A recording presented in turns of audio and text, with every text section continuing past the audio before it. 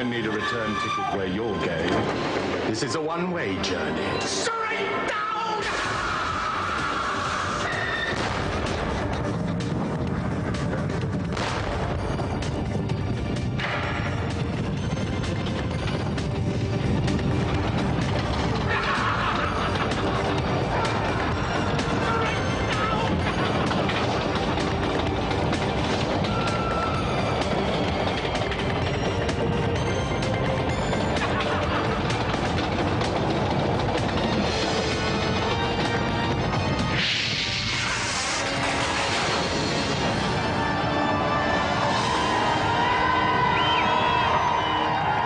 Welcome to Gamesmaster, where it's hotter than a pair of Tabasco-flavoured pants. But don't worry, because tonight we're washing those pants in new improved biological fun. Because on this show we have... Ridge Racer! A skid-marked frenzy with an exclusive showing of Ridge Racer on the Sony PlayStation. That's later on in the wash cycle. Meanwhile, it's time to dip our smalls in the rest of the show. So, for challenge number one, let's go over to Gamesmaster. My first challenge is something of a stinker. A skill test from the Super Nintendo racing game Power Drive. Players have 1 minute to prove their ability by performing 5 precision maneuvers. First, to stop their vehicle with the white line between the front and the back wheels. Second, to reverse exactly into a parking space. Third, to negotiate a rather bendy road. Fourth, to wind their way between some traffic cones. And finally, to stop precisely within the exit box. Gentlemen, start your engines. So, with brain firmly in neutral, let's meet our challengers. They are Ricky Nguyen, Mervyn Chong and Tom Homer.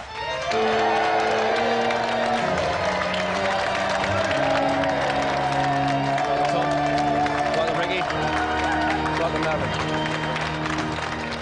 Right,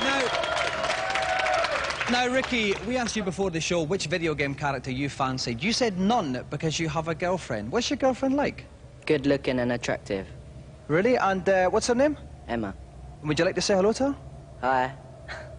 I bet she's really impressed now with that one, actually, Ricky. I think you'll have a long and fruitful relationship now. Mervyn, what's this on your jacket? Ecstasy. I bet you think you're really hard because you've got that on, don't you? All right, thank you, Mervyn. Tom, how you doing? All right. Now, Tom, you also said you're quite into music as well. What sort of bands do you like? I mean the Nirvana. Nirvana. Can you sing at all, Tom? No, not really. Because they're looking for a lead singer now, aren't they? Nirvana, you never know. You might get a chance. OK, well, our 3 challengers prepare to play their games. We'll catch up with the headlines in this week's news. First up, licensed news. Star Wars programmers JVC are busy beavering away on a video game version of the soon-to-be-released movie based on Dark Horse comic Time Cop. In a departure from previous roles, Jean-Claude Van Damme fights people. In my future, you're dead.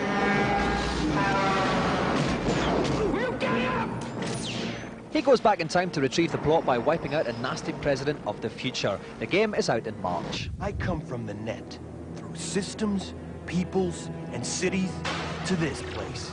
This is Mainframe, setting for the first 100% computer-generated TV series. Reboot stars Bob, Guardian of the Mainframe, his mates, the Data Sprites, and official nasty bloke, Megabyte. All I ask is a simple favor, and you put us through all this.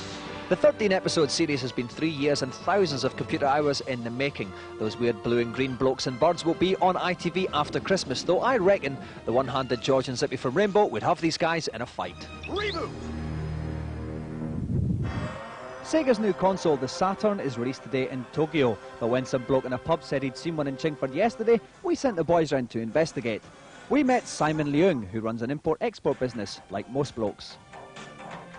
Well, first I heard we had our Saturns in Hong Kong.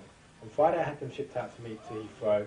On Saturday morning at 5 AM I picked them up, and by lunchtime I sold my first Saturn. An import machine with Virtua Fighters from Simon costs 570 notes. The official one will cost 300 quid, but it's not due till August 1995. We're almost ready for the Power Drive Challenge. All that remains is for me to introduce my backseat driver for the trip, and it's Steve Merritt from E-Machines. Welcome, Steve. Hi, Dom. Steve, now what's your favourite part of a car? Well, I've got perfect clutch control, so I think I'll opt for that. No, I thought you maybe be a spigot man. No, definitely a clutch man. No, interesting. About the challenge now, Steve, what's the toughest part of the course? It's the second to last bit. There's this spiral of cones, and you've got to manoeuvre the car through without actually hitting any. For every cone you hit costs you valuable time. As you've only got a minute anyway, you can't afford to do that. That's right. Each contestant has 1 minute in which to complete the course. The contestant who finishes it in the quickest time will win the joystick. Ricky's going first. Ricky, if you are ready, then off you go. OK, off goes Ricky. You can see the time in the top left-hand corner of the screen. What's this first obstacle? The first part, he's got to brake with a set of wheels either side of that line, which he's already done. He's done it in very good time. Very quickly. Next, he's got to reverse the car into a rectangle on the right, but he seems to be going the wrong way. Oh, dear. Not a good move. Now he's doing I think VSM should be told. Oh, terrible. He's hit the tyres. That's absolutely terrible. Oh, what's he doing now? No. He's all over the shot. He's got 20 seconds, 40 seconds left. I think I recognise my nan's driving there. Oh dear, this is terrible. He's in there now. The flag's gonna get the flag's up. He's now got to negotiate a really winding road. This is another easy bit, but after this lies the cones. Wibbly wobbly bits ahoy, Steve. Indeed, indeed, and appallingly now negotiated. Here come the cones. Now everyone he knocks over, he gets seconds out of it. He's really stuffed this up. Left. Steve, this isn't going to happen, is it? No, I'm afraid not. Oh, it's gone. He got to the coast, but that was all. Ricky, please make way for my little favourite, Mervyn, now. OK, Mervyn, when you're ready, start your challenge. OK, off goes Mervyn. Time again in the top left-hand corner. Here comes the first obstacle. Let's see what it does, Steve. Perfect break. Brilliant, absolutely perfect. OK, next one, Steve, is the... It's the reverse, Dominic. He's got to make into this tiny square, which is slightly bigger. Yep, I think he belongs to the Stevie Wonder School of Driving now. I think so, but... The flag's he's up. Done that. 15 seconds gone. He's ahead of Ricky on the split times. Now, wiggly wobblies. Indeed. Not too good at the old cornering, I'm afraid. And now finally the curly wobblies. He's got 35 seconds left, though, Steve. Can he do it? It'll be tight. He's got to go faster than this, though. I mean, he's practically in reverse. He has to speed up a little bit. As soon as he touches that X in the middle, all the cones disappear. He's doing all right. He's nearly done it. 25 seconds left. Oh, no, he's blown it. Oh, dear, and that's it. It was so close, but Mervyn fails also. Mervyn, make way for Tom. OK, Tom, if you do it in under a minute, then you have won. Best of luck. Start your challenge now. OK, off goes Tom. Oh, he missed it. Oh, he's wasted some time there, Steve. Not as good as swerving Mervyn at that. No, certainly wasn't. Now we've got the reverse here. Oh, nice positioning. Absolutely. A bit far out, though. It's costing him time. And the yellow car, I know, Steve? Yep, indeed. It's something from the Italian job, I think. OK, 17 seconds. This is a good time. He's fast. Very good time. Now it's a bit... Oh, dear. The wiggly wobbly's like smacked at the side a bit.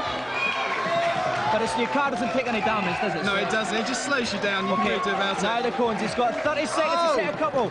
25 seconds left. Now he's going to hit that X. As soon as he hits that X, all the cones disappear. I think he's going to do it, Steve. Oh no, he's not. He doesn't do it either. Oh dear. Tom finishes in complete disarray as well, which means nobody did the challenge. Round of applause for them anyway.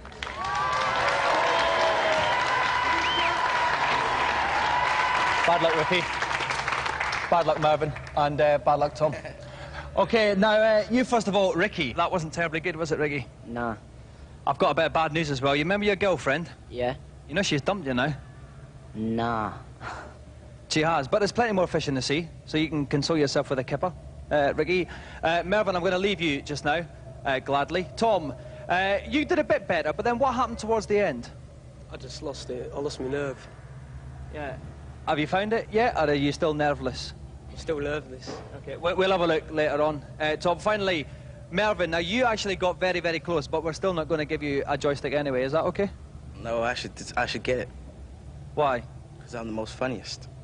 I think you'll find that's the British Comedy Awards. Actually, that's a different show. So that means that Ricky, Mervyn and Tom, no joystick, so back into the cage.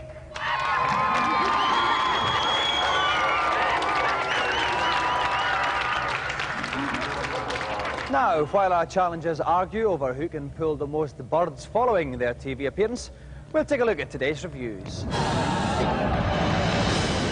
First up, featuring more snakes than a Freudian dream, it's Pitfall, the Mayan adventure. Pitfall 2, the Mayan adventure, is a slick little platform game It's actually based on an Atari VCS game called Pitfall 1, obviously, which was written 13 years ago. Fortunately for you lot, that's actually hidden inside this game, the complete Atari VCS game, with crap sound and crap graphics. It's not really taking it any much further than, say, Jungle Book or Lion King. But it's a nice game nonetheless. There's lots to interact with, lots of nice weapons to use. You can use your boomerang or your slingshot with pebbles. And there's some nice ways that they integrate you with the landscape. If Earthworm Jim was the king of the jungle, then Pitfall would be a scrag-tag little puppy dog begging for food on a cold winter's night. However, Pitfall was the original platform game, so I suppose Earthworm Jim should just be a little bit humble there.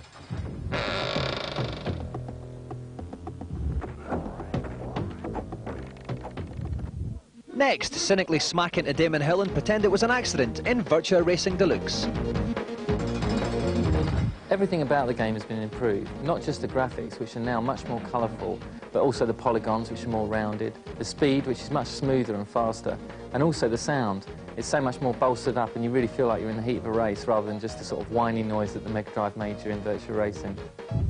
Virtua Racing on the Mega Drive and in the arcades only had the one car, the Virtua Formula, but you can now get two different types of cars. The first is the stock car that can take a lot of damage and is very Daytona-like, and the second is the prototype car that is very high speed but hasn't got a lot of grip. Basically, this is a lot better than the Mega Drive version that appeared earlier this year, and it's a worthy buy if you're going to get a 32X. Mega 32X is really showing what it can do here, and this is a fast playable racing game. And with split screen mode, it's fantastic fun for two players as well.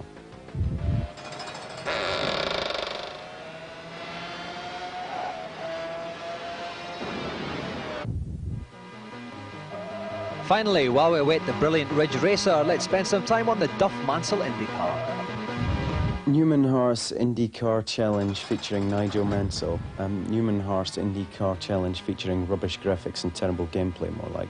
This is awful. I mean, it's a stinker. Mansell's IndyCar on the SNES is basically the same game as Mansell's World Championship that appeared last year.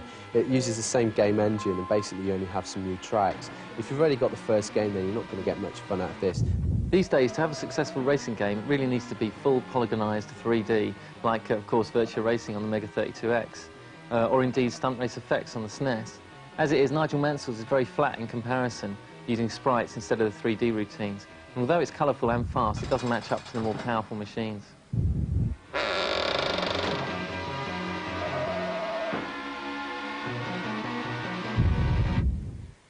Tonight's two special guests are busy picking the poo from the grooves in their boots, so let's go over to Gamesmaster and find out what they'll be playing. The second challenge of the proceedings is on the bizarre Super Nintendo beat-em-up Clay Fighter 2. As usual, players have 3 rounds to reduce their opponents to a pile of formless putty. Good luck. So, please welcome two of the more aesthetic members of the Emmerdale cast, Ian Kelsey and Camilla Power.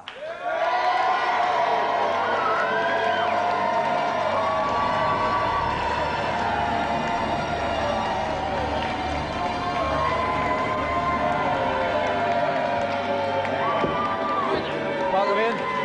All right, Camilla, welcome to the show. Right, Ian, first of all, why is it that there's so many fit birds and blokes on Emmerdale now? Birds and blokes? Birds and blokes. Right. Well, I think there's quite hot, steamy scenes going to be in it. Uh-huh. And has been in it. Do you think that generally you guys are more attractive than, like, your neighbours' home and away counterparts? Without a shadow of a doubt. Yeah, you think so? I think so. That's good. I thought so as well. Now, Camilla, what's your favourite disaster from Emmerdale? Probably the rave, because it was sort of a bit of a disaster for us, because we started filming and it rained so badly that we had to come and shoot it back after our holiday, and we all sort of had, half of it we had suntans, and the other half we were all sort of pale and pasty. And that's worse than the plane falling on people's heads. Oh, definitely. Yeah. Oh, yeah. And people being held up in gun sieges and that. Oh, indeed, Oh, yeah. yeah. Definitely. Yeah, you get wet, mate. OK, while we discuss the plummeting real estate prices in the Emmerdale area, we'll take a quick break.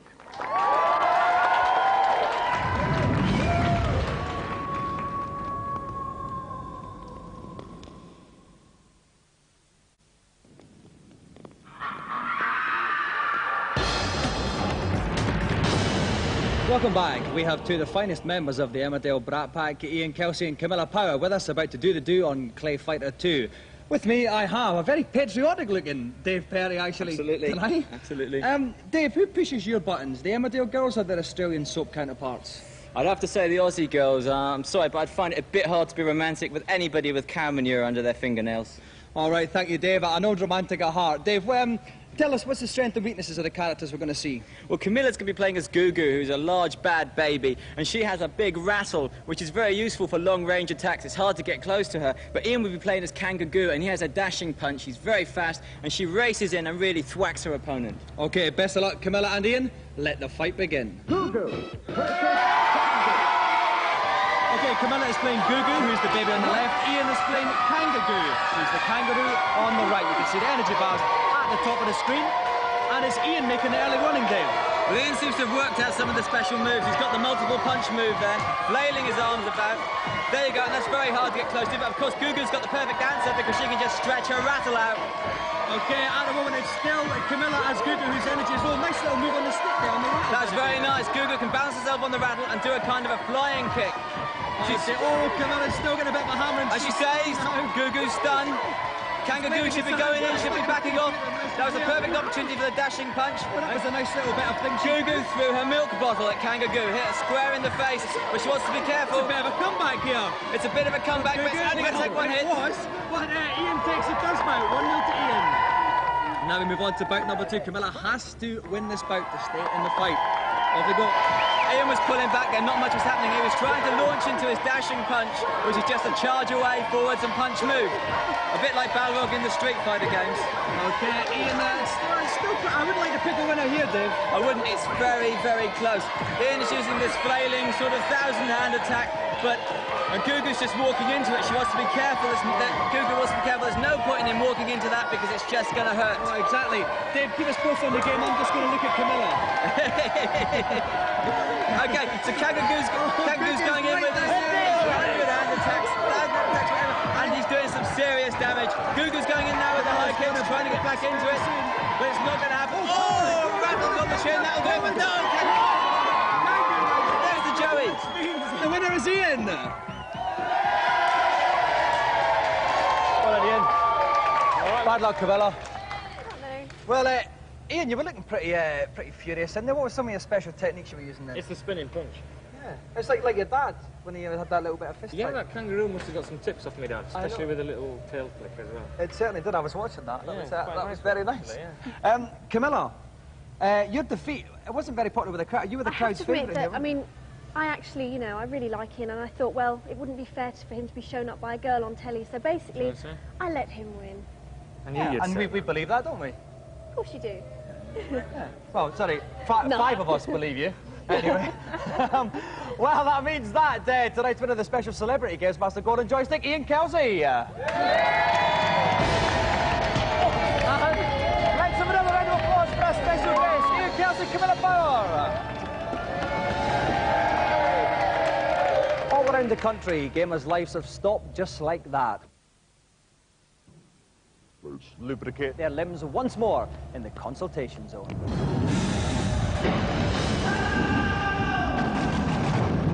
Tonight, I am conducting an experiment to find the saddest human beings in the country. Any volunteers? Gamesmaster, does plugging Sonic 1 into Sonic & Knuckles give me any extra features? You mean, is it backwards compatible? Well, it's a little-known fact, but it is. Plug Sonic 1 into Sonic & Knuckles, and when presented with the no way message, press the A, B and C buttons together. This will allow you to play a hidden 3D bonus game with an infinite number of levels. Try repeating this trick with some of your non-Sonic games. Thank you, Gamesmaster. Next. Gamesmaster, how do I get one of the really powerful weapons on Doom 2 on my PC? Well, you could collect them, as everybody else does. But if you're really impatient, you could type this code while playing the game. I, D, K, F, A.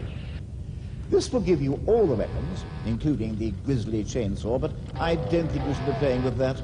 Thank you. Let's have a good, wholesome one.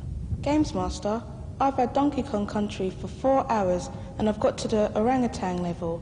Can you tell me what the bonus is? Not finished the game yet. Tut, tut, tut. Well, the trick on this level of jungle japery is to collect espresso and return to the start of the level, to the ledge that had the Donkey Kong barrel on it. Fly to the left and you'll enter the bonus area, full of flying letters, on which, surprise, surprise, must be collected in order. Very taxing. Ah, thanks, Gamesmaster. Well, that's it. My experiment is over. I shall leave you to draw your own conclusions. See you soon.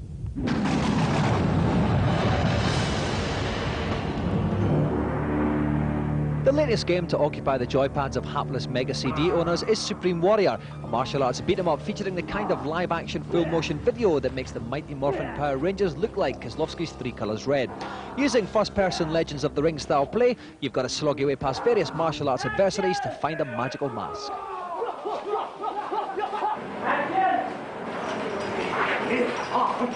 Action!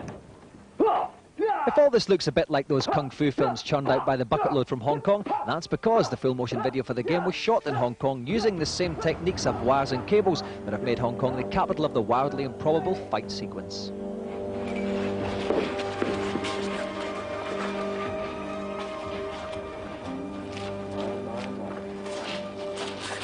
Basically, I jump in and say one line, and facing the camera, who's actually our cameraman with this really long, funny lens. Go!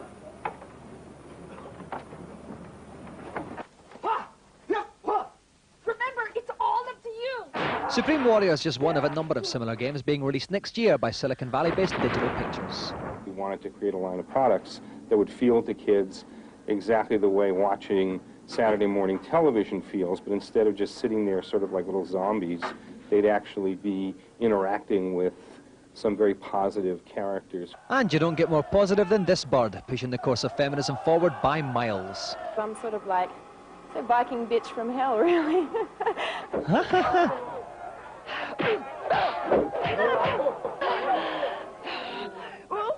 You are encountering real people. You are reacting to real people. You are a player in a real drama. Yes, you'll be able to get real when Supreme Warrior is released for the Mega CD at the end of the year. Other versions follow soon after. Now it's time to tread lightly on our loafers as we make our way up to Gamesmaster for the next challenge. Actually, I've had enough of challenges for the moment, so I've decided instead to show you a rather interesting feature I prepared earlier. Ridge Racer! Yes, boys and girls, it's here at last. Ridge Racer on the PlayStation, or as the Japanese would say, it's released in Japan in 2 weeks. It is a next-generation console, and Ridge Racer is the game that proves it.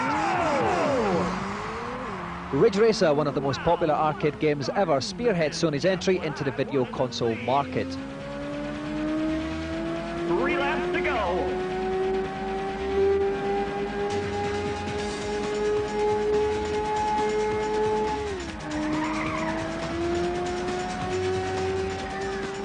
All the cars are there, as is that well-known Ridge Racer track, along with its expert driver's extension.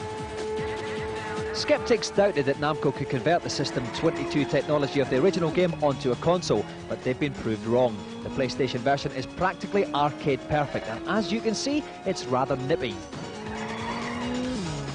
This isn't a 4,000 quid arcade coin-op, but a £200 console, with Ridge Racer expected to retail at around £30. We'll have to wait until summer '95 before we can get our hands on it officially, but as the Mega Drive and Super Nintendo edge into retirement, we at Gamesmaster have ordered a bumper box of pants because we are wetting ourselves in anticipation. Yeah! It's a new record!